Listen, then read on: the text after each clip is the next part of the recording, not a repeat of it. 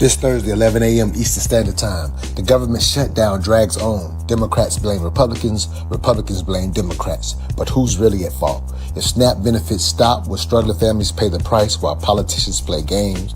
And do either party's promises truly serve Black America, or are we just pawns in their propaganda war?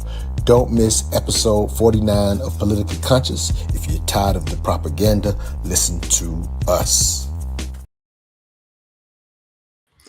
What's up, everybody? Episode 49 of Politically Conscious is here. I'm looking for our brother Shelly, so hopefully we get him on, but we will introduce you to Emil Bryant. My name is Montoya Smith. I am the moderator, mental activist between Emil, who's on the left of things, and hopefully we get brother Shelly on for the right of things. But basically, we react to different political clips from around the internet and try to give you a full take so that we can weed through the propaganda. As our motto is, if you're tired of the propaganda, listen to us. So Emil, if you will, introduce the good people. And I actually have a clip from Shelly, so hopefully we'll get him on while his clip plays, if that makes sense. But if you will, introduce yourself and we'll get started with episode 49. But thanks for being with me, brother. Hey, good afternoon or good morning, everybody. Thank you for tuning in. Emil Bryant, political consultant, author, speaker, life leadership and business coach. My brand is simple. Whenever I advise a political candidate, it's simple. Tell the truth. Tell it early. Tell it often. The people need the information with which to make great decisions. Bad news does not get better with time.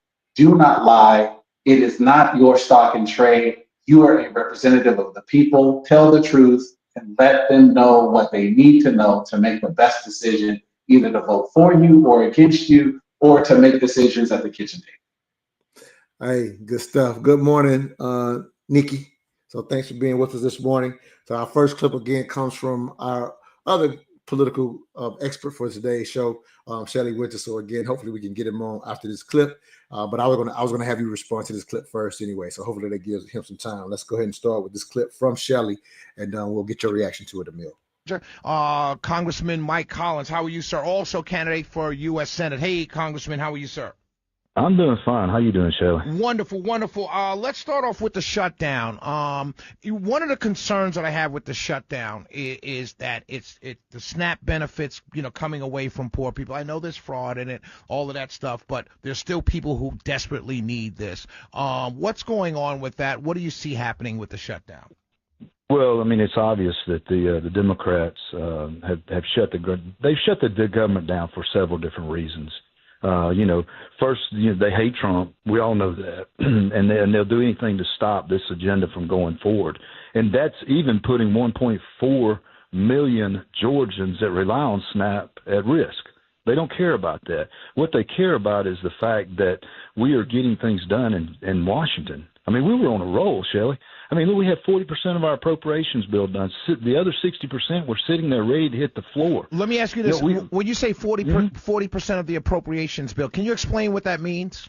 Yeah, we do 12 appropriation bills. Our job description is so simple. It's take care of constituents, pass 12 appropriation bills. And we haven't passed appropriations in decades. That's why we always do continuous resolutions. The fact that they voted on this same continuous resolution 13 times. But we were actually getting the people's work done. And when you do that, you hold these agencies accountable. And so that they can't just go run amok and feel like they got all the power in the world, because you just give them a check with a CR and say, hey, see you next year. Right. And so we had already gotten 40% to the Senate. They got them back to the House. We were ready to argue over them in the back room, the conference. 60% is ready to go. We've got regulation bills like mine, for instance, out of the subcommittee that I chair on water, resource, and environment, the Clean Water Act. I mean, we're fixing to change permitting forever. It's amazing what we've got coming out. And they saw that. They saw that the deficit is just plummeting. It's down to 2019 levels. And what can you do? What can they do? They can't show that they're wrong, and voting against a big, beautiful bill was crazy, which it was. So they just have to stop it however they can, and they don't care who they hurt. Let me That's ask you. not their objective. Right. Let me ask you this. That being said, the 1.4 million Georgians, many of those 1.4 million Georgians, 71. Well, many of those 1.4 million Georgians are Trump voters, right? Who do you think, at the end of the day, someone that's getting SNAP benefits? Do you think that they are going to blame the Republicans, the Democrats, or just the government? No, I think the Democrats are owning this big time. And I'll give you a prime example. You know, the employees union. I mean, that's as liberal as it gets. Right. I mean, they didn't come out and said, go pass the CR, the same one that you voted on 13 times, so that we can get back to work, because we are suffering here. They're not getting paid. And so, sure, they feel the heat. But if you're on SNAP in Georgia, you need somebody to call your U.S. senator. We've got 2 of them here in the state of Georgia that are not willing to vote for the CR. They haven't. And let them know that you need them to go back to work, to open this government up. And then if you want to argue over anything. Emil, I'll give you the first response to, as we now have our brother Shelly on from the Shelly Winter Show, that clip coming from his show. But your response, you heard any propaganda, or was that the real deal, brother? Sure. Yeah. The 2019 deficit was $984 billion in total. In the last month of this fiscal year, we've collected over $1 trillion in debt. So when he said that, it was pure propaganda. But let me also talk about the fact that we're still trying to toss this political football back and forth. We're trying to say that the Democrats did this and that the Republicans did that. And that was clearly a partisan propaganda job when he said that it's the Democrats' fault that they could just vote on the continuing resolution. The continuing resolution votes prior to the One Big Beautiful Bill Act, and the continuing resolution post the One Big Beautiful Bill Act are 2 different monsters. They may be the same text, but they're 2 different monsters because the environment behind the continuing resolution changed. And if we don't talk about that environment, that there's this giant bill that changed the entire scope of how the government spends money, we run the risk of trying to assign blame when there is so much more nuance to it. So to our point in the propaganda in this show, I will say it this way.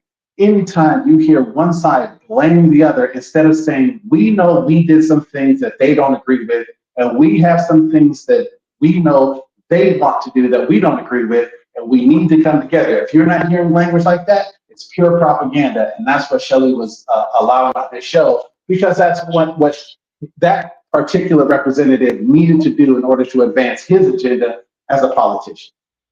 Now, sounds good. One quick question before I ask Shelley about that clip. Again, I think it was Congressman Mike Collins, if I remember the name correctly.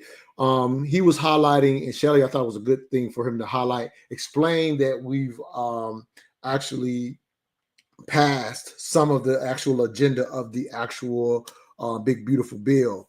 And he was just highlighting that hadn't been done in years. So in a sense, is that something that's very different based on the fact that we've continued to pass continuing resolutions? And I'm pretty sure, like myself, I learned from you guys, that's been the norm, but that's not what should be happening. So was he correct in highlighting that they had actually passed 40% of the actual big, beautiful bill? He was saying it was something that hadn't been done before. Your thoughts on that real quick, Emil, before I turn it over to Shelley. Yeah, no, what he was saying was that Congress is responsible for 12 different appropriations bills every fiscal year. And out of those 12, 40% were passed. That's different than the One Big Beautiful Bill Act. But what's important for him to say is that it got through the House and to the Senate. The president hadn't signed those bills yet. Gotcha. Now, good stuff. Shelley, any thoughts on that clip from the guest you had on your show? As we know, we're just weeding through what's real, what's not. Your perspective, brother. Well, yeah, Mike Collins is congressman. He's running for Senate.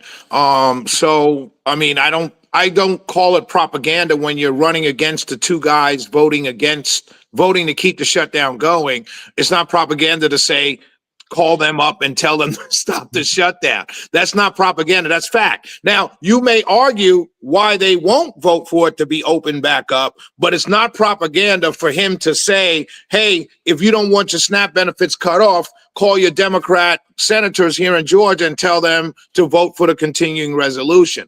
I don't think that's propaganda. I think that's just simply politics, and that's smart politics. I've been saying all along that the shutdown, the people like us, I wake up 6 o'clock in the morning, 5:30, 6 o'clock in the morning. I make myself some coffee. Usually my first cup of coffee, I smoke a Newport and a cup of coffee. And I'm immediately on my phone scrolling for what am I going to talk about later on tonight at 7 o'clock. And so people like us are political people. Like, that's what we do. We're news people first. We're politics people. We're informed people. Now, whether that informedness means that you are right, left, it doesn't matter. You know what's going on. 90% of the world does not know what's going on. And so I believe that, and you know, this is why I push back a little, or I ask the question. I believe that at the end of the day, most voters are going to blame the government. And now, by extension of the government, they're going to say, well, who's in charge of the government now? And all they have to be told, not by right or left, they just have to look up and see who's the president. Oh, it's Trump. He's a Republican. I think that's how most, just what I call people that don't follow politics. It's just a natural way of thinking things. I used this analogy on my show last night. I watch college football all the time, or even pro football. And the quarterback could stink. The offensive lineman could stink. Who's going to be the first fired? The coach. You know, and you could go 0-15. You have a bad team. The owner's going to fire the coach first, even though the general manager picked all those players, and the owner signed off on them. So that's just the way the world is, you know. Heavy is the crown, as they say. So I just believe that as a Republican, as a Trump voter, I believe that this is bad. And since this show is kind of, you know, no side kind of thing, I just believe everybody's disgusting in this. Both sides are disgusting because they're absolutely using the plight of the least of these in this country, white, black, Asian, Hispanic, whatever they are, whoever they are, they're using them as pawns. And what's worse than that is I see the people at the bottom not saying, hey, stop using them as pawns. I see a concerted effort from the right saying, well, get rid of the whole thing. And I see a concerted effort from the left trying to get their base out by saying African Americans are going to be unfairly damaged and Trump is racist and this, that, and the other, thus furthering the right's belief that only African Americans are on welfare. And to me, it's just disgusting because at the end of the day, we elected these people literally to do one thing and one thing only, and that's spend taxpayer dollars responsibly. And so you shut down the government, and that's not happened. Yeah, let me jump in real quick. We got a great comment from Nikki. She says and all of Congress is still being paid in the meantime while so many people are struggling. Great point, Nikki. On that last point you made, Shelley, either one of y'all could jump in on this. If I were to offer the premise that we, the people, as the voters, we did this to ourselves. I'm not saying I'm right, but if I were to put that premise out there, any thoughts from either of you on that premise? I'm going to agree with you 100%. Me too. And the problem is that the voters are still not educated enough. And part of it is our fault as voters, and part of it is our government and our society's fault for not encouraging critical thinking and slowing down and using the tools that are available to us to make better decisions about our candidates. But the problem is absolutely rests on our feet. We've allowed our representatives to divide us on culture wars, to divide us on defense, to divide us on things that are basic to the running of the nation. And because of that, we're now in tribes. Instead of being people who are making compromises, we look at compromise as a dirty word. And because of that, voters are sending people to Washington who are extreme, who are taking positions that are not tenable, and who are going to make it really, really hard for government to run, because none of this is done by absolute or extreme. It's all done through compromise. And right now, compromise to many voters is a dirty word. I'm Shelley, are you getting. trying to switch? Are you trying to switch devices? Shelley, did we lose you? He's in here twice. I don't know if he did that on purpose. Let me see here. All right, let's keep it moving. And Shelley, we're gonna try to get you back in here. Yep. Okay. All right. Sorry about that, y'all. All right. Let's go ahead and just play the next cut. Good stuff, Emil, on that. I hope Shelley catches this. I know we don't have. Gretchen Whitmer just passed a bipartisan bill. Why do you care about that, Joshua? You don't live in Michigan. Please hold. Even if you don't care about politics, you'll benefit from this. Whitmer, the Democratic governor in Michigan, got Democrats and Republicans to sit at the same table and pass a historically large investment into education, $10K per student, infrastructure, Medicaid, full funding for everybody in the state. Does any of this matter? I don't live in Michigan. The United States government is shut down right now. And the party that runs the United States government is the Republican Party. And they really want you to believe that the reason why they can't govern is because of some other minority party, because of the Democrats. Meanwhile, Gretchen Whitmer in her state dropped her party label. We're all just politicians. Let's get to the same table and let's pass a historic bill that helps our people. This is what governing looks like. It looks good, doesn't it? Do you know why Donald Trump and the National Republican Party do everything by brute force? You know why? Do you know why everything they do is by an executive order? It's because they can't govern. They can't legislate. They don't have the political finesse to get the other side at the table and come together on solutions. But that's what governing is. Instead of Donald Trump working with Chicago to invest in the mental health services and the community violence intervention programs that were already lowering crime, he just sends in the National Guard. Now you're not even working with the city. Now the city's working against you. Instead of working with our allies on trade to reduce some of the disparities we see, they just put tariffs. Now you're not working with anybody. To a man who is a hammer, every problem seems like a nail. And the problem when you do things by brute force is your solutions are always temporary because you don't have a coalition to uphold them when you're gone.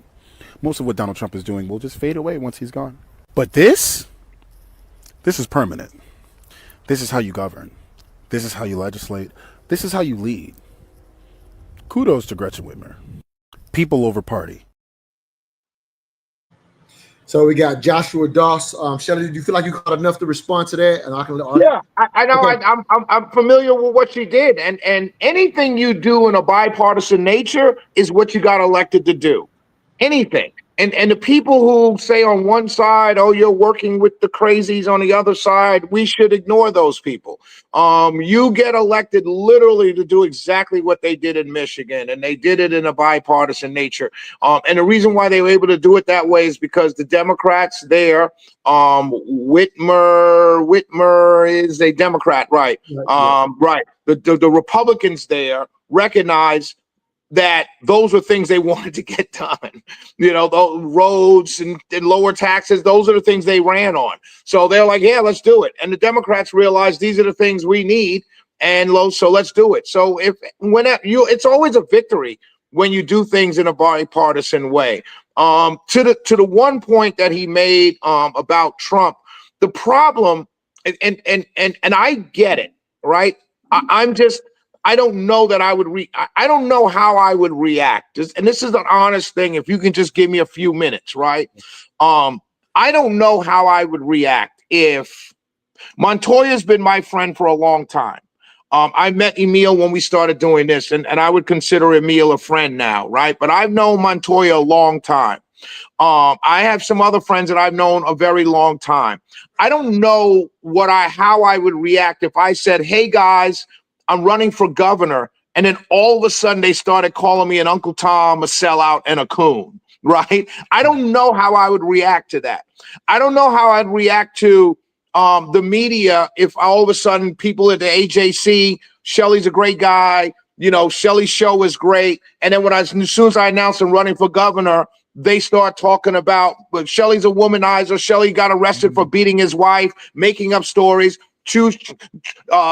charging me with crimes. I don't know how I would react to that. particularly if it's people that used to, I almost use another word, but mess with me. You know what I mean? In a major way, and so I don't know how I would react. I know it's easy to say it's petty, it's man-child, all of that stuff.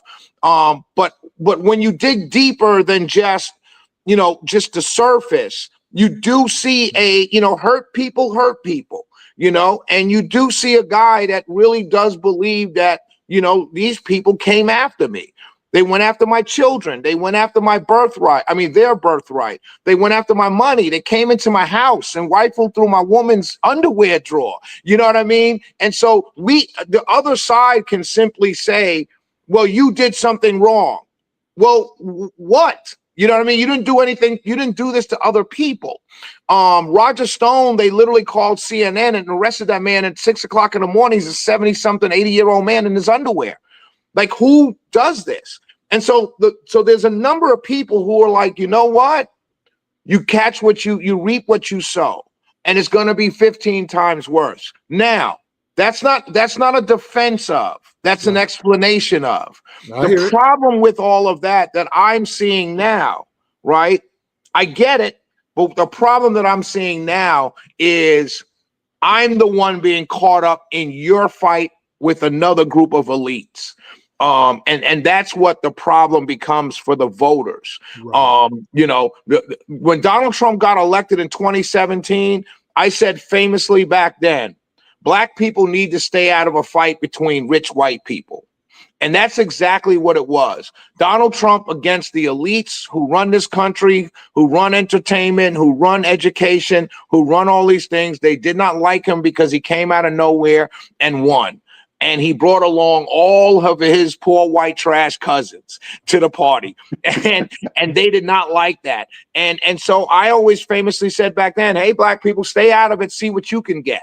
Because he's a pragmatic businessman. You ask for something that makes sense, you'll get it. But what we decided to do in 27 and ever since then was call the man racist and all of these words from our leaders and from social media and everything. So what happens in 2024? You start seeing all the things being done that you essentially called him, that you said he was doing in 2017, and he was doing nothing like that. But we were led down that path by the Democrats in order to secure power. If I were let me let Emil jump in a little bit. Sorry, I apologize, Emil. Go ahead. No. We wanted to give you your time, and what you were saying made a lot of sense, and I respect it. I just want to give Emil just a comment on the Doctor's course so we can go to another. Joshua. His name is Joshua. Joshua. I forgot his last name, but anything on what happened in Michigan? Anything you want to, or anything that Shelley had to say? You can go to that, or either one. Just one of the other. No. First of all, Governor Whitmer did exactly what Emil was the problem. It wasn't me. No, I'm just kidding. Governor Whitmer did exactly what Shelley said a politician should do. Figure it out, get it done. And what President Obama said many years ago when he was president is that you're not going to get 100% of what you want. You're going to get 70, 80% of what you want as a politician. And what you do is you try to incrementally improve based on that statistic. Sometimes you're going to lose, but you're going to lose getting something you want. Sometimes you're going to win, but you're going to win not getting something that you want. And if you understand that game of back and forth and push and pull, you end up getting things done for everybody. Even the people who disagree end up benefiting. That's why clean water and roads and bridges and clean soil are so important, because even though people disagree that the EPA is overreaching and too strong, we all like clean water. We all like clean soil and clean air. And we have them because of the EPA and because we figured out how to navigate a very thorny situation. So kudos to Governor Whitmer. As far as what Shelley said, I almost agree with him. Just one of them, Mill, because I got a lot of cuts. Okay, well, Shelley, I'm just going to say this. That brother's not a innocent lamb being led to slaughter. That's all I'll say. I know. Yeah, I agree. Yeah, I agree. We got Shepherd's Watchdog, or says civics was limited in public school education, unfortunately. Immediately after the civil rights era, our lack of understanding politics process is by design. Hey, that may be a fair thought, because I definitely. Can I answer that, Montoya? Yeah, go ahead. I'd like to answer. No, let me just say this. There was no golf in my high school, but I still play it. I get it. At the end of the day, it still falls on us to know what's going on and to, Says the guy who wakes up at 6 o'clock in the morning to get his daily scan of the news. Yeah, right. Everybody does that, Shelly. Come on, man. We all understand that there's an extraordinary amount of work that you do to be you. Hey, come on, bro. Hey, and some of us work for a living. Fair enough, Emil. Hey, and Shirley, some of us work for a living. All right. This cut for everybody watching is a little longer, but the context needs to be there. So bear with us. I know we don't have Shelley for long, so I definitely want to get his thoughts coming off of this. Jolly Good Ginger has made a good name for himself on social media with politics, but this is actually from his TED Talk, and I thought it was worthy of today's conversation. So this is way before we're in this situation right now, but this cut from his TED Talk is literally what we're witnessing as we say the people, what we're experiencing as SNAP is supposedly about to end. When Donald Trump became president, America witnessed a rise in white nationalism, in hate crimes, and in divisive conspiracy theories. But a lot of people thought that was a new phenomenon, that it was somehow reactionary behavior to Donald Trump's rhetoric and ideology. The fact is, that isn't true. The fact is, it's quite the opposite. You see, Donald Trump was put into office by white nationalism, by divisive conspiracy theories, and by a long history of white supremacy in this country. Conspiracies of war against white America, conspiracies of the government attacking white Christian America. These conspiracies have existed in white communities across America for decades. Donald Trump simply provided legitimacy to these conspiracies by using key and designated language in his campaign that caused white America to circle in a shark frenzy and cast their votes. Now, how do I know this? How can I say this so confidently? Because I come from a white little town in North Carolina where I learned white supremacy. Racism is so casual where I'm from, it's culture. I'll say it again, racism is so casual, it's culture. And that culture breeds the next generation of white supremacists. And that's what I want to talk about today. I want to talk about that cycle of white supremacy that has yet to be broken. I want to talk about the silent complicity of white America whenever white supremacy is challenged. I want to talk about the ignorance of white America as it pertains to identifying and stopping white supremacy. Because you see, white supremacy is the single most dangerous thing in America to anybody who doesn't look like me. But every time white supremacy rears its ugly head, we treat it like it's a new dog doing new tricks. No, it's the same dog, same tricks. And I'm here to tell you that if we don't change how we treat the dog, it's going to keep doing the same trick. It's going to keep biting. I was raised in the mountains of western North Carolina in a white little neck of the woods, often referred to as a holler. I grew up with the Confederate flag in my front yard, and my neighbor had one in his, and this neighbor in his, and the guy down the road, everywhere. That flag was a sign of our heritage. At least that's what I was told. What heritage, might you ask? A heritage of simple, hard-working Christian folk. Patriots who love their country and their neighbor. As long as your neighbor looks like you. Because I'm here to tell you, I didn't have any black neighbors. In fact, you had to go about 20, 30 minutes down the road before you got to the black neighborhood, or where I'm from, they refer to as the bad part of town.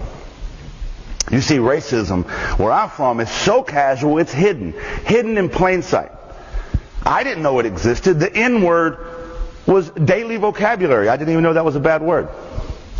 Growing up, I learned that people who sag their pants are thugs. Growing up, I learned if you live in government-assisted housing, it's because you're too lazy to get a job and work hard like us. Growing up, I learned that these people get food stamps and sell drugs.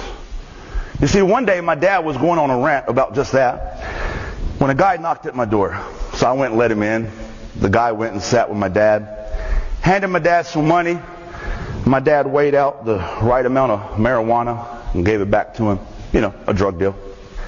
And then my dad took the money from that drug deal and he put it in his wallet, right next to some red, yellow, blue, green food coupons. You may have heard of them. They're called food stamps. Did my dad see the hypocrisy of us having food stamps and selling drugs while he's telling me about these people getting food stamps and selling drugs? No. Because my dad would explain it like this: son, I work hard and I pay taxes, so I deserve these food stamps. And I don't make enough money and I want to provide for you children, so I got to sell these drugs to make ends meet. You see? So that TED Talk is years ago, and it aptly applies to the moment we're in. And literally, we're watching, in a sense, people still fall for the propaganda, and they're living the exact same lives as we just heard. Emil, your thoughts to the Jolly Good Ginger cut, and then I'll get Shelly's thoughts. Man, he was dropping some truth bombs, and it was beautiful to hear. The challenge that we have in America is that we have a legacy of people defying the federal government in order to prove their patriotism.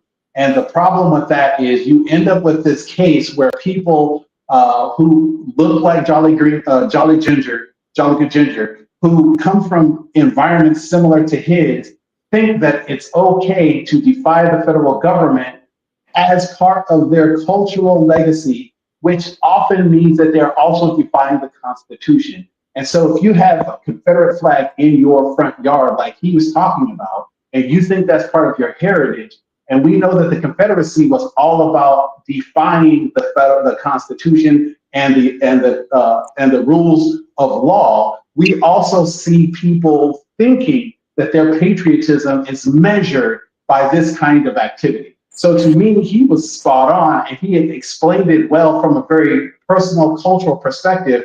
I look at things historically, and I see the same thing written across many different places, not just in the South, but across the country, where people think doing the bidding of one culture's desire is somehow more patriotic than honoring the Constitution.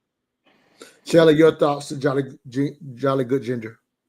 So, I voted for Trump 3 times.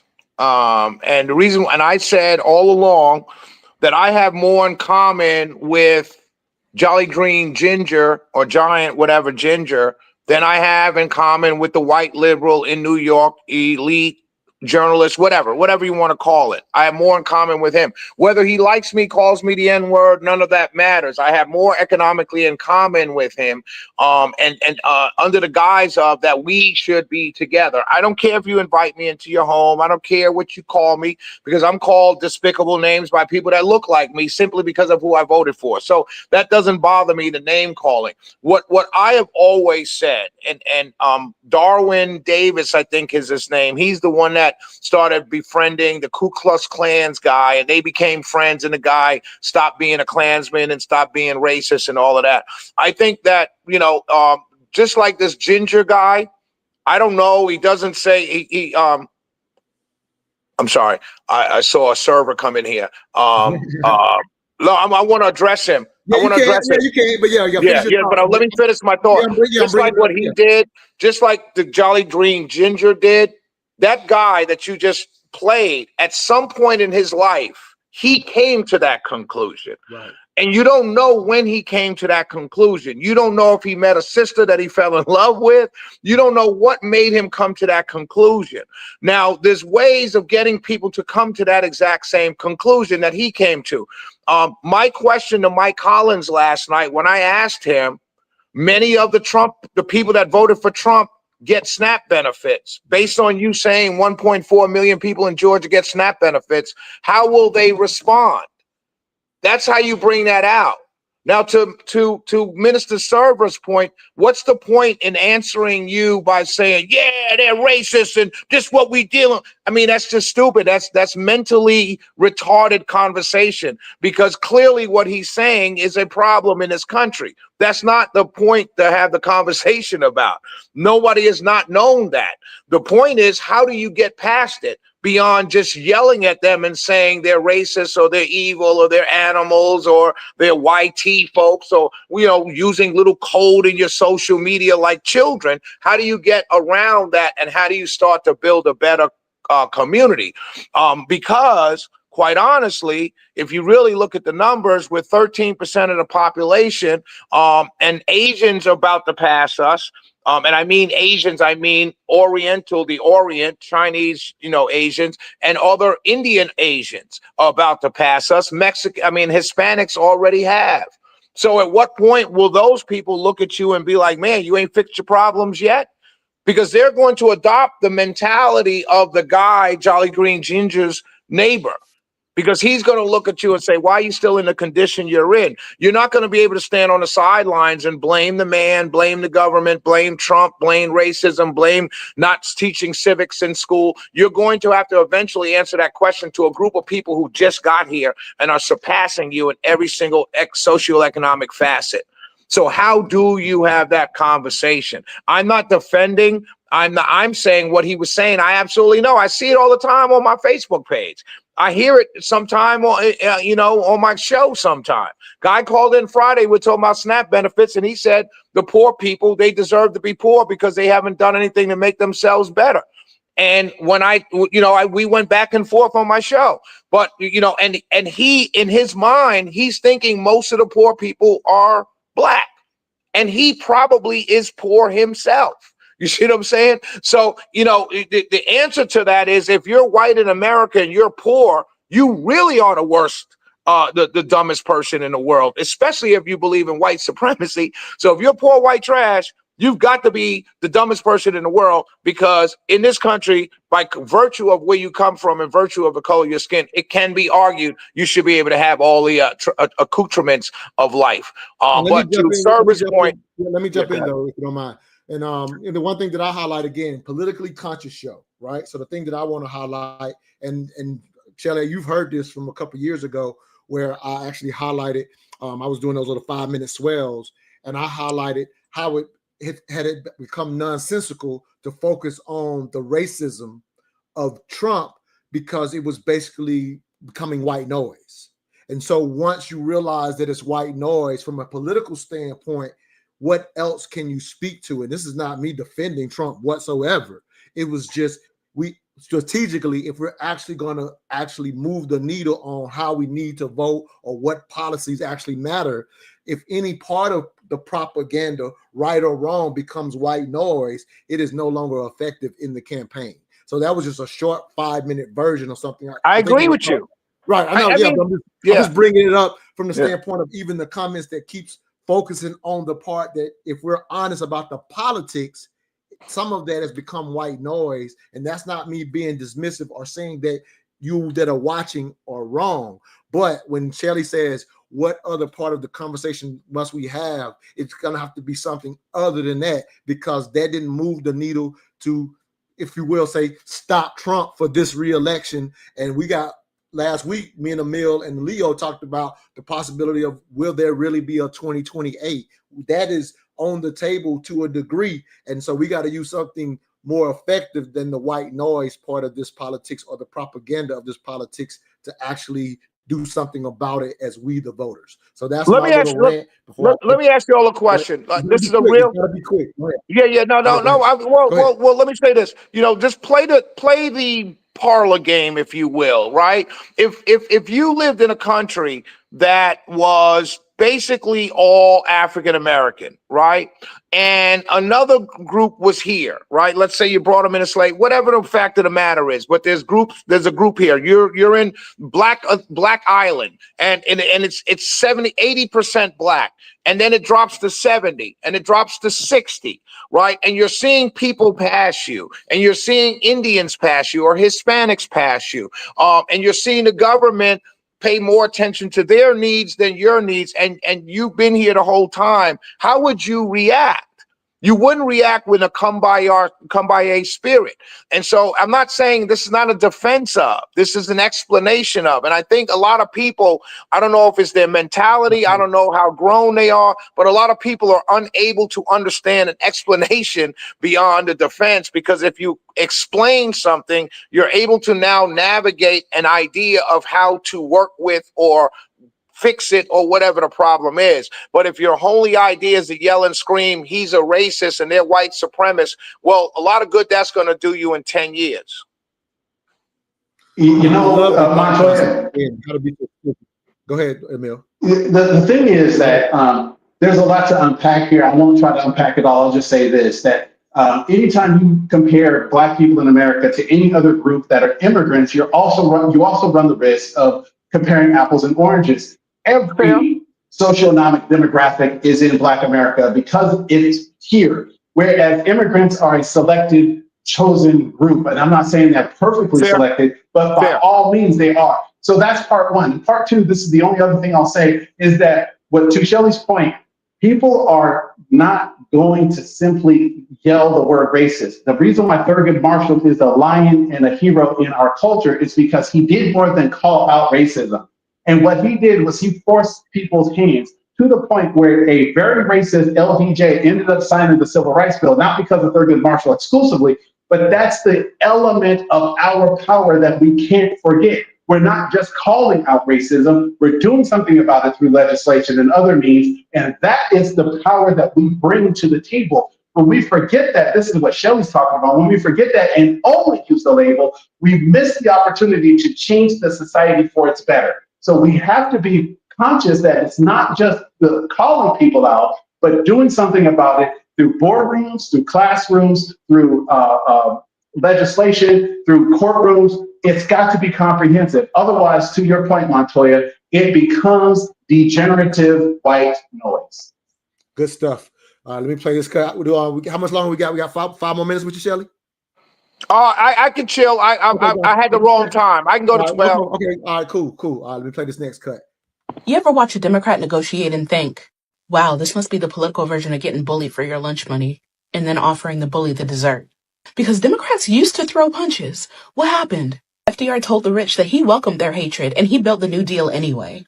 LBJ cussed out Congress and bullied them into passing the Civil Rights Act. Shirley Chisholm, Barbara Jordan, and John Lewis, they fought like hell for progress. And now we've got Chuck Schumer and Hakeem Jeffries sitting around writing tweets about deep concern, while the far right openly guts democracy. How did we go from fighters to a party that seems more afraid of making Republicans mad than actually delivering results? Let's talk about it. There was a time when Democrats fought for unions and working class people. Now, they're more worried about keeping Wall Street happy. In the 90s, Bill Clinton and the New Democrats, they decided they needed corporate money to compete with Republicans. That's when you started seeing the Democrats push those free trade deals, the ones that gutted the American jobs, and the banking policies that led straight to the 2008 crash. And today you've got Democrats who are technically progressive. But when money talks, they start getting quiet. Nancy Pelosi once said, "We're capitalists. That's just the way it is," when someone asked her about wealth inequality. If Democrats had stuck to their roots, we might have universal health care by now. We might have real labor protections.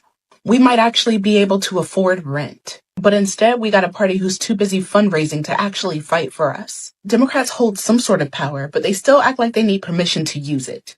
In 2009, they had supermajority, but still watered down healthcare reform. Thanks, Joe Lieberman.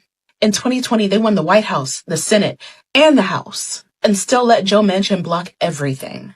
Meanwhile, Republicans lose elections, and they keep making power grabs like they run the place. Republicans lose the presidency, they try to overturn the election.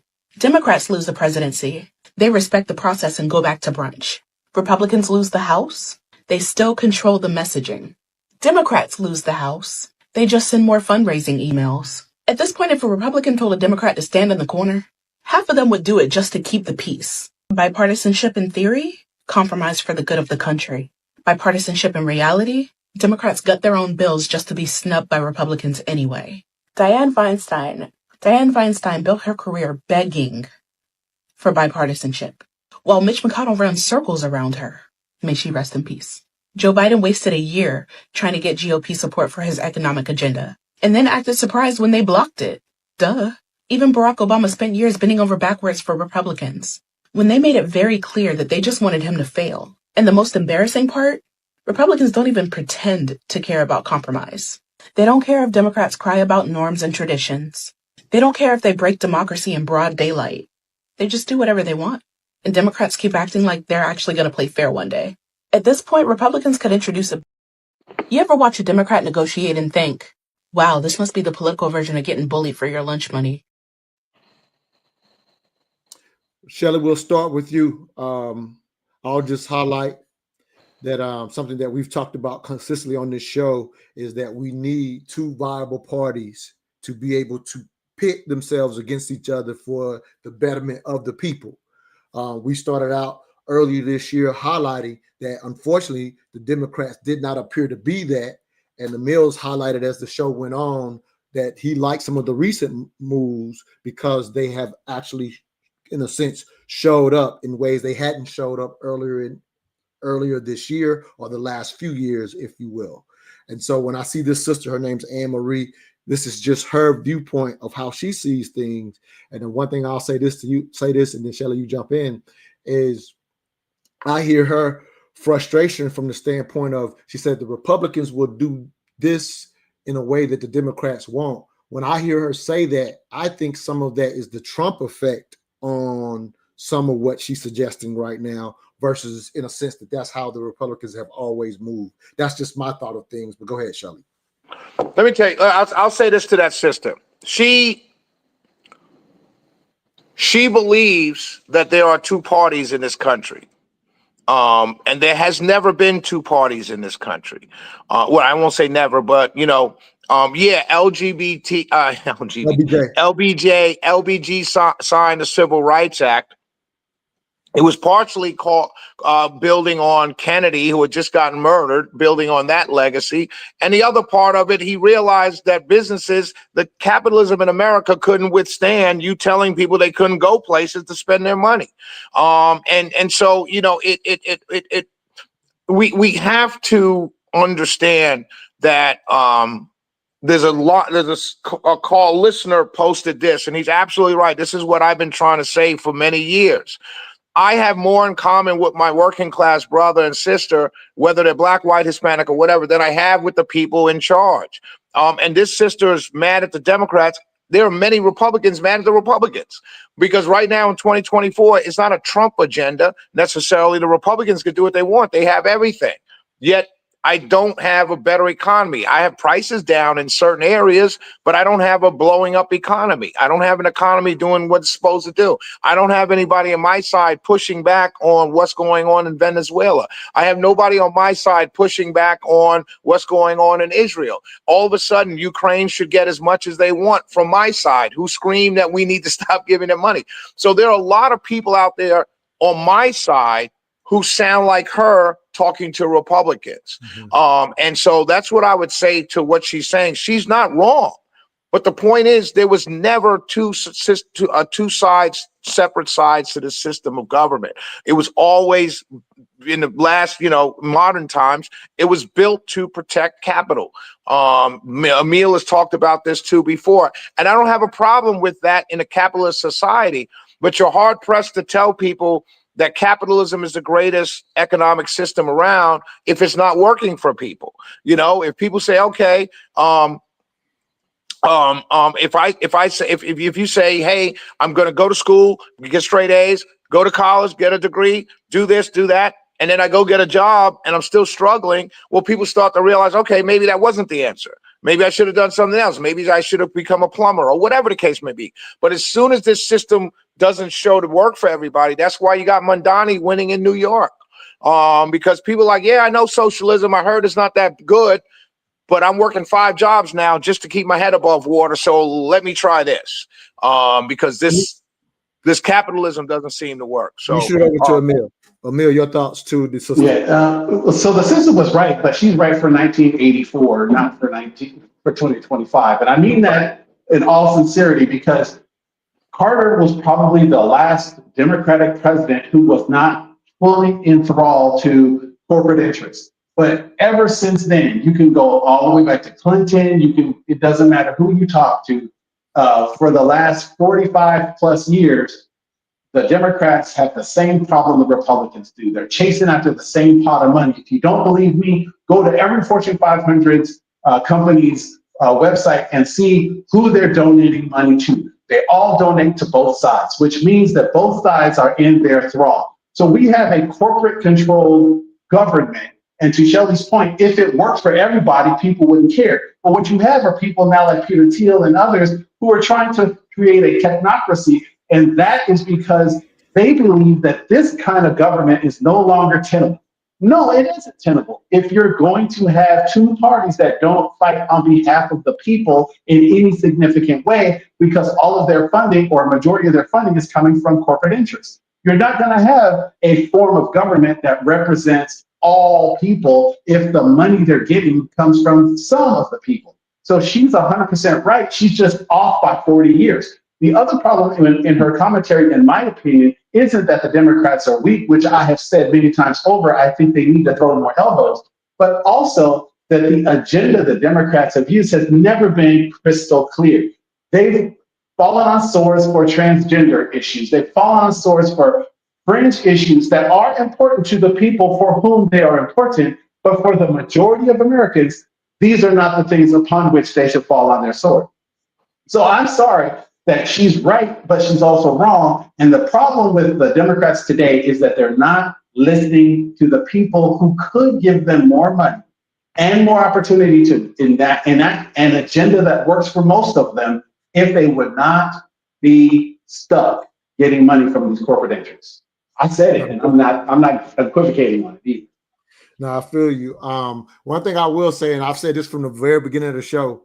Now, we let messaging trick us out of the good economy we just had a year and a half ago, because the economy, we was told it was terrible, but as a beer salesman, I see the difference this year versus last year. And I'm just saying, prices was high, but people had money. That's all I'm saying. That's all I'm gonna say about that. Now, this right here is a kind of technical conversation from a sister who's basically studies law. I actually love for y'all to react to things firsthand. I wanted to send this one to y'all early. So if y'all will listen very closely, because I think y'all can help us understand specifically what she explains it well, but I think y'all will be able to give some layman conversation to what she talks about here. Because one, I didn't know this had happened. And when she explained it, I'm like, okay, we need to talk about this on the show, because this is an opportunity to raise awareness and consciousness as part of our goal as well. So this sister name is Darlene Monroe. Wow, they did it. The Supreme Court has officially limited nationwide injunctions. This is a huge win for the president. Although this is from the birthright citizenship case, it's about much more than just birthright citizenship. This goes for all his executive orders. This is basically the ball game. I went to Yale Law School, where I focus on constitutional law, so I'll explain it to you as simply as possible because you need to understand how this would all work. First, Daria, what's a nationwide injunction? It's basically an order from a federal judge stopping an action for the whole country, not just their district. And as a reminder, this is basically what's been holding the line against DJT and his team and their implementation of all their Project 2025 agenda and goals. And the court today said, hey, actually, you can't do that anymore. The decision was a 6-3 split along the usual conservative and liberal line, with Justice Amy Coney Barrett writing the opinion of the majority. This is the most important key line in the entire majority opinion. Court writes, no one disputes that the executive has a duty to follow the law, but the judiciary does not have unbridled authority to enforce this obligation. In fact, sometimes the law prohibits the judiciary from doing so. So effectively, what the court here is saying is no matter how wrong or unconstitutional or illegal the executive's policy is, federal district judge in New York, California, Seattle, wherever, cannot stop him, at least not on behalf of the entire country. So therefore, the individual that's affected either has to 1, find a lawyer and sue, 2, join a class action lawsuit, or 3, in some rare and special cases, the state will take it up for them. Now stick with me because this is where the tricky part comes in. Because this could create a situation where a child that's born in New Jersey is a citizen, but just across the river in Pennsylvania, they're not. And to be clear, the birthright citizenship question wasn't decided in the decision today. This was more of a procedural ruling than a substantive one. And right now, the order has been halted for 30 days. Going forward, this can also be used by a Democratic president. It could apply to federal student loans, pew-pew control, whatever. Now, I've read a lot of Supreme Court opinions. I can honestly say Justice Sonia Sotomayor's dissent in this case is one of the most powerful dissents I've ever read. I'm going to read part of it for you here, as it's going to be studied and remembered for decades to come. She writes, Children born in the United States and subject to its laws are United States citizens.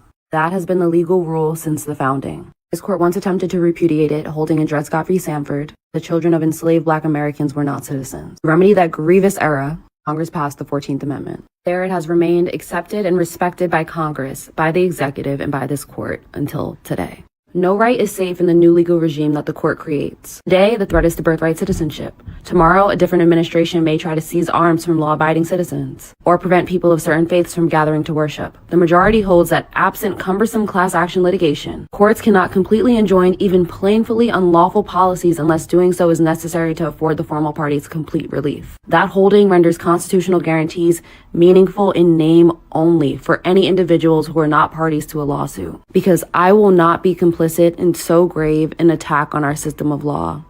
I dissent. Emil, you with us?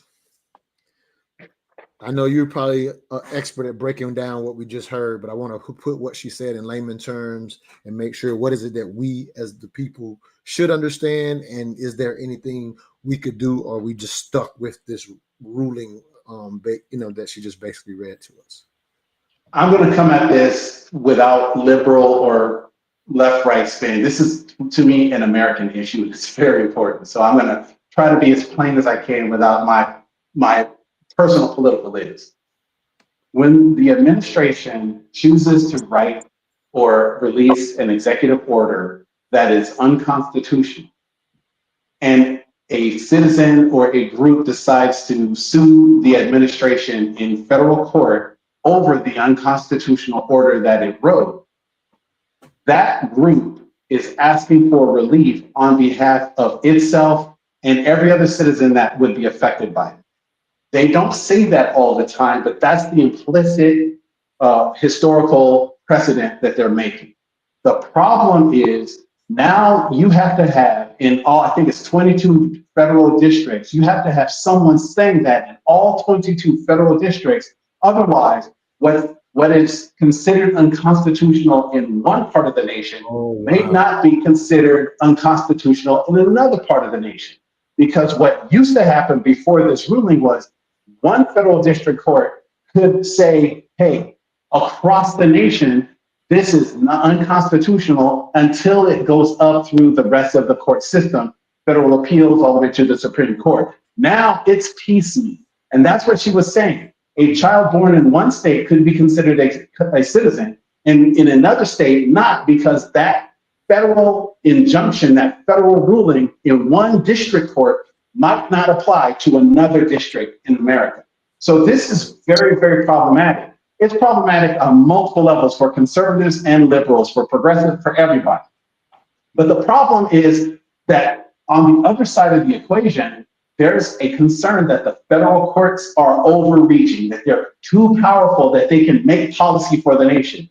And that is functionally true, because they do, if they say to the administration, you can't do that, it's unconstitutional, that one district court decides for the entire nation, and that looks like an overreach. So this has been a problem for many, many years, but most people agree that the federal district court system is strong enough to support that first argument that I was making, that you don't want a piecemeal approach to these injunctions or these rulings that affect everybody in the nation. So you have this fight that has gone on for decades, and the resolution just happened.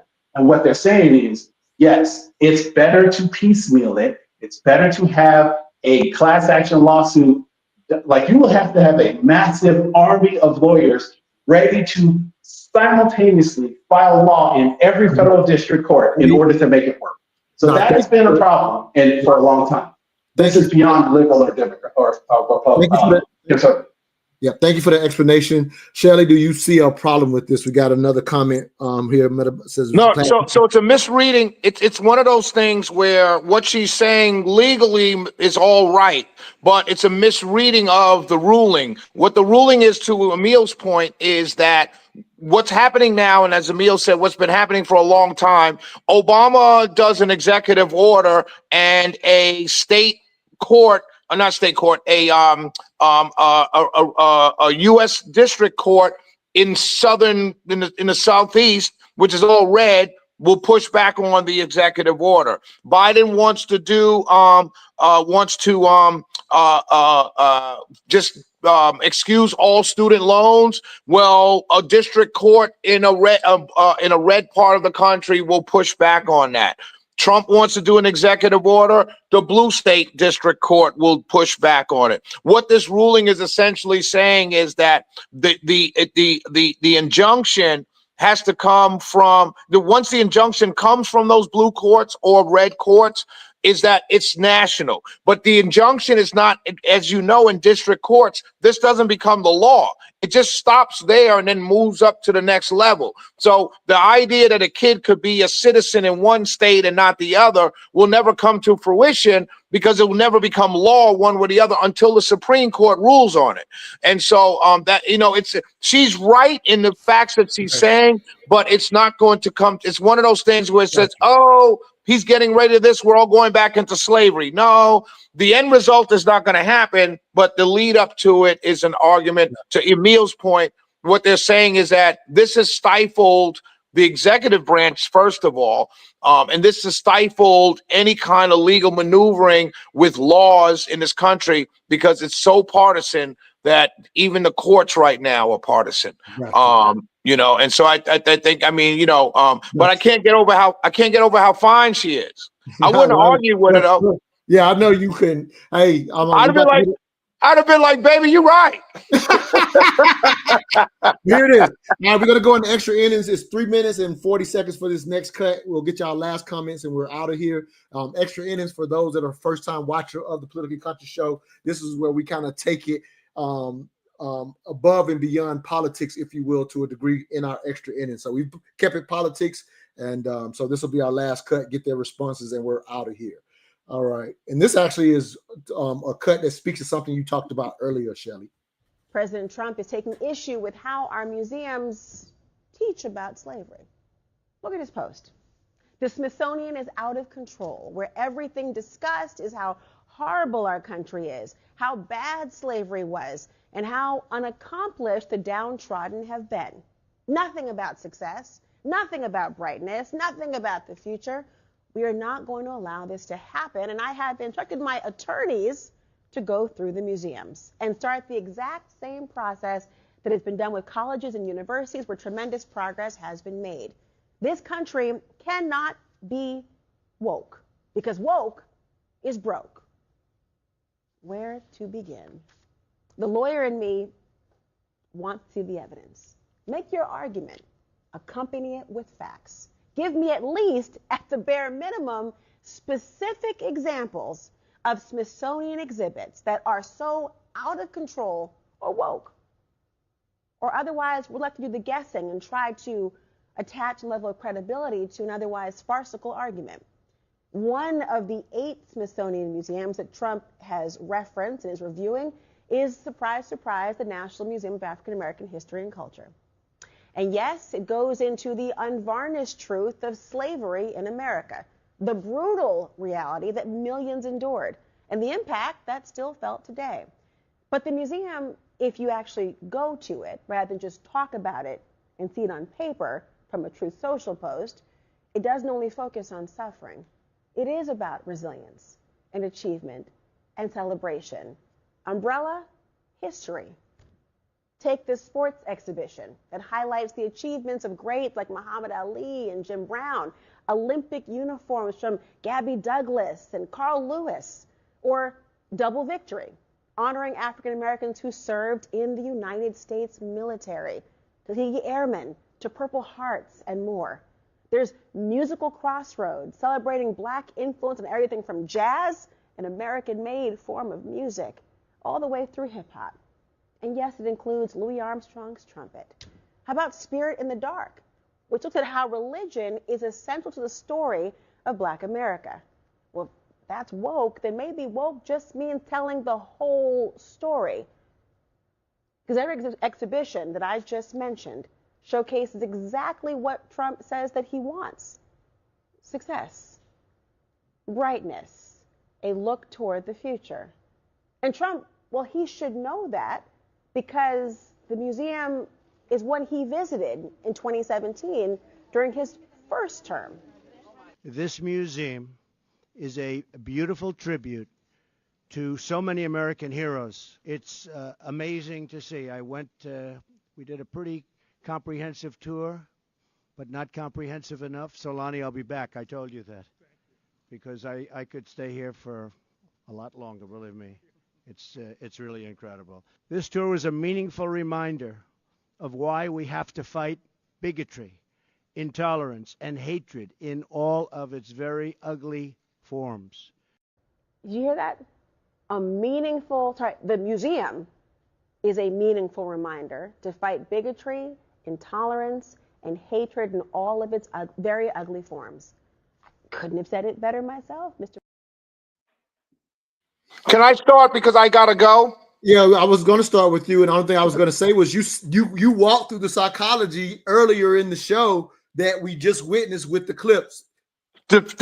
All I gotta say is go back to pull up Laura Coates and what she said when he gave that speech at the National Museum of African American History. Just go back and see what she said, or her network said, or Black people said en masse on social media the day he gave that speech in 2017. I'll tell you exactly what they said. Oh, he's just learning now. Oh, he's so stupid. He's never seen black. He's never been there before. Everything was a criticism. And the man literally, she's going to use now his words. Look, I'm not defending this. All right. I think what's going on is stupid. I want you to focus on the economy. I want you to focus on getting peace in Israel that lasts. I want you to stop Russia from attacking Ukraine and put some heavy sanctions on them. I want you to act serious with China in this meeting with President Xi. That's what I want. These silly tweets, social posts, and dumb things like that, I don't agree with. And I've said it many times on my show. But God dag it, I completely understand a man who did that in 17, but was still called racist and ignorant and hates black people, not the day after he said it and all the way through 2024. I completely understand him saying, you know what? And I'll end this with this, Montoya and Emil.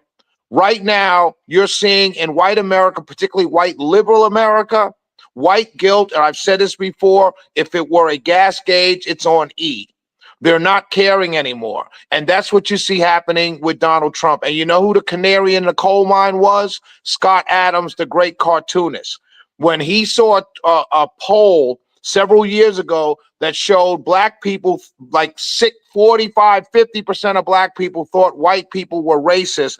He said, he went on Twitter and said, I spent my entire career fighting racism. And now simply because of the color of my skin, the majority of black people think I'm racist. So basically, F it. And he just went and started living his life and calling out what he saw without blame or anything, but just started calling out what he saw. Because up until that point, he wouldn't say anything for fear of being seen as racist. And now he's saying, if I'm going to be seen as racist, it's going to dent to my color of my skin. I'm just going to say what I mean. And so I'm not defending again. I'm explaining. And I'm not explaining where Trump is now. I'm not explaining. Yeah, one question. I don't know, you got to go. My question to you, and we don't have time to explore this, but I do have this question. Like that stuff, as you're saying, it's a silly tweet, is this. I would challenge you that it's not getting done for no reason. And I know we don't have time to delve into that. It's being done. It's being done for revenge and pettiness. That's what it's being done for. I'm telling you. Let me tell you something. When Donald Trump ran in 2017, he got a higher percentage of the black vote than a Republican had gotten in years. This is the first time. Then he spent a large part of his political capital in that first term doing things specifically that he was told by African Americans on the right leadership positions, doing things that I'm gonna lose my battery, doing things to support black people, only to run again in 2020 and lose the black vote, and then and then in 2024 be called all these names. So he's saying, you know what? I'm not gonna get their support no matter what. So I'm gonna do what my people are telling me to do. Right. You're focused on Trump. I say it's the people that are handling Trump. That purpose is the bigger purpose I'm referring to. It might be. And the museum was built. If you remember with me, I don't Right. waste time on Trump being a racist. Right, I right, don't waste right, right. time on that. So The I'm saying the museum's not going anywhere. It's built by public and private dollars. There's nothing the president can do. He's not going to be there after 28. The people that like are I there are said, not I'm going to not be focused there. on Trump So when there's I nothing. say this. It's nothing. It's not going to be. It's another. Like I said, I'm not focused Yeah, on yeah. Trump when But I say it's this. another like, oh, we're going to lose something. No, you're not. It ain't going nowhere. Peace out, All right, y'all. thank you, Tom. I know you got to go. Emil, your thoughts. Again, there's a bigger agenda that's pushing and leading Trump down this direction. He's just the puppet, in my opinion, when it comes to what's really being done with the erasure of these type of things. There's an assault on the Smithsonian, which is the nation's museum. There's an assault on the Library of Congress. There's an assault on the National Archives. There's an assault on all the record keeping in this nation for a very specific reason. And you're calling it out. I want our listeners who don't understand that to go do the homework and find out why the National Archives, why the Library of Congress, and why the Smithsonian museums are being attacked very specifically, because there is an agenda that, to your point, that there is a focus on erasure, there is a focus on manipulating history for the specific purpose that somebody benefits from, and I will let them come to their own conclusion. But here's the thing that I've heard in that I think is most important, and Shelley missed this, and I know he's not here to defend himself, so I won't attack him personally. But just because you do nice things doesn't make you not racist. And I'm not talking about just Trump. What I'm saying is there's a commitment to a problem in this nation that is not being resolved because people are choosing to stoke that fire over and over again when it begins to die down. When equality begins to rise, people want to stoke those coals where they're cooling. And the problem is that someone benefits from all of that stoking, and it ain't the people who are normally affected by racism and classism and sexism. So you have to ask who benefits, and over again, you're seeing that there is a specific agenda to make sure a group of people benefit from these kinds of attacks on the Library of Congress, on the Smithsonian, and on the National Archives. Last point I'll make in these extra innings. We're going to have to curate our own histories, personally, culturally, familially. We're going to have to curate our own history because the institutions that used to be so solid, like the Smithsonian, like the National Archives, are no longer reliable sources of our cultural, historical memory. And so you and I have now a responsibility to curate our own history. Our community has to curate its own history. We have over 100 HBCUs who curate our history. We're going to have to use our resources to make sure that our history maintains over time, because the institutions we once relied on are being shown they are fungible and they're malleable, and perhaps even they may disappear altogether. And I'm not saying that flippantly. I'm just saying in less than 1 year, the institutions that we held dear are no longer as strong as they once were. And it doesn't take much to erode them to the point where they're useless for our purposes. Great stuff, man. I'm gonna actually end with the cut from Eddie Glaude. I'm actually reading his latest books. We Are the Leaders We're Looking For, I think it's the name of it. Great, amazing book. I'm in the middle of reading it right now. And this cut explains our responsibility in this democracy, and we will encourage our watchers, our viewers. The biggest reason, again, we like to break down the propaganda. I hope we've done a good job doing that today. That's what we do, breaking down what's real and what's propaganda. But ultimately, when we call the show Politically Consciousness, the goal is to raise your conscious level to see where you can make a difference. And so I accept this challenge from Eddie Glaude when we actually connect the dots to we have to be involved in the political and the democratic process in a manner to get what we want, so we can avoid what we're watching with the whitewashing of history and the bigger picture for why it's being done. And I would offer that it is once again the elite picking different various tools to, in a sense, divide the people to effectively do what we're complaining about. And so I'll even highlight to Minister Server, who says more than 50% of white people in America are racist. Facts.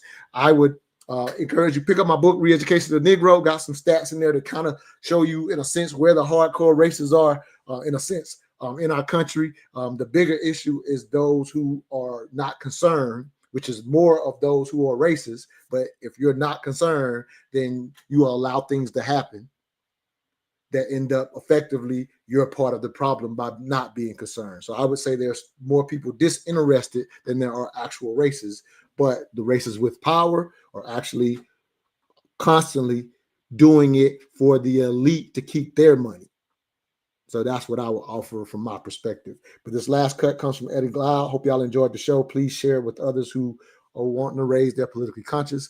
And with that said, if you're tired of the propaganda, listen to us. If we can't engage in that deliberation that is at the heart of self-governance, because we really don't know if we actually have the information we need, because of misinformation, because disagreement has calcified, because our hatreds and grievances overrun reason, then we're going to be lost. Democracy can't work. And so as long as we are enemies looking at each other, as opposed to fellows trying to live a life together, as long as we lie to each other about the past that shapes how we see the world and how we see each other, and as long as we take advantage and inflame our differences, right, we can never make real the promise of America. Concern because the administration can